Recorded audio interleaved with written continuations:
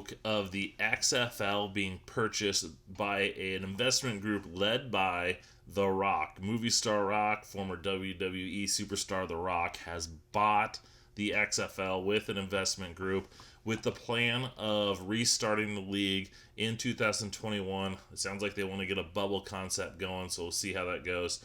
But this is great news because the XFL this past year was fun to watch. We have spring football. Everyone's clamoring for more football, and the XFL was able to provide that, and they were able to do so at a pretty solid level. This was much better football than the AAF. It was better than the UFL. It's probably been the best non-football league since the USFL. And so this is tremendous news that the XFL is getting bought out of bankruptcy. The Rocks Group bought it for $15 million. So it wasn't, in the grand scheme of things, it wasn't a whole lot of money that they paid for it. Now they got some work to do, but I love this idea. And I think because the XFL, it was doing well. I mean, it wasn't doing NFL level good, but, they were playing a 10-week season. They didn't get to 10 weeks because of the pandemic. And they made $20 million. And so they were making money. They were getting viewers. I mean, it would have been anxious to see what the viewership would have been as the season progressed and got to a playoffs championship game. But it was fun to watch. I know I always caught myself watching it. I always looked forward to seeing it. And it was an exciting brand of football. And just like the original XFL, there was a lot of innovations that we could say, hey, maybe the NFL is going to adapt some of these, especially the kickoff rules, which I thought were a significantly better version of what we're seeing. So I like this idea. And I think it has a good shot to be successful because of everything that's going on. Right now in the NFL, they're not going to have a preseason. They haven't had OTAs, rookie mini camps. There's going to be a lot of undrafted free agents. The undrafted free agents in the NFL, when we think of NFL players, we often think of first round picks, second round picks, third round picks, and that's it. But late round picks, undrafted free agents, they make up a majority of roster spots on these NFL teams. I know a couple years ago, I think 30% of the rosters in the NFL were made up of undrafted free agents, and those guys for this upcoming season, they're not going to probably make the team as much as they used to. They're going to have to try and impress in practice when they're not on very limited reps. So you're going to have all these guys that are, NFL players, because a lot of them maybe come from small schools. Maybe they come from a school that they didn't really fit well, whatever it may be.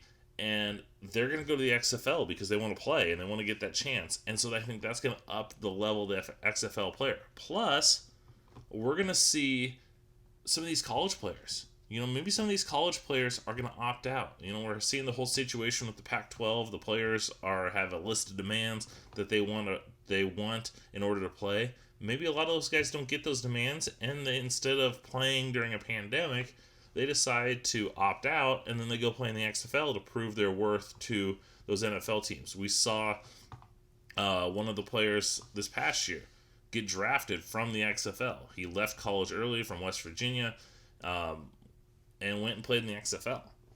So I think you could see that. Caleb Farley is a cornerback from Virginia, has already opted out of the season because he's, family's got some health issues. He didn't want to, lost his mother, didn't want to have any other family members lost. Would he play in the XFL? Would he go there and he's going to train for the NFL draft, and maybe he just trains and just sits out and just shows up to the combine and all that? But what if he goes and plays in the XFL and other players do so? I think you're going to get a much better version if it's able to go. I know they want to do a bubble concept, but I think it's going to be fascinating to see. I think it's got a chance to be a very good season if they end up being able to play it. I know that's a big if, but there's a lot of good things going for the XFL. Now, the thing that I would hope and really be encouraged that they do well is hiring someone to run the league. One of the things that helped the XFL in its version 2.0 was they hired Oliver Luck to be the president, and then they hired a lot of football guys to run things. They got good head coaches, they had good assistants, they had a system for scouting and all that. that they didn't have in 2000, 2001 when the XFL first started. And that's why I think they had a lot better success. So whoever the Rock's team hires to be, maybe they bring back Oliver Luck, who seemed to be doing a good job. I know him and Vince McMahon are on lawsuit terms right now. So, maybe, since it's a new ownership group, maybe he comes in. But I think, like I said, I'm fascinated by it. I love the idea. I love the XFL. I watched the original one. I watched this past version. I was looking for the playoffs. I think it's going to have a chance to do very well, and I can't wait to see what happens.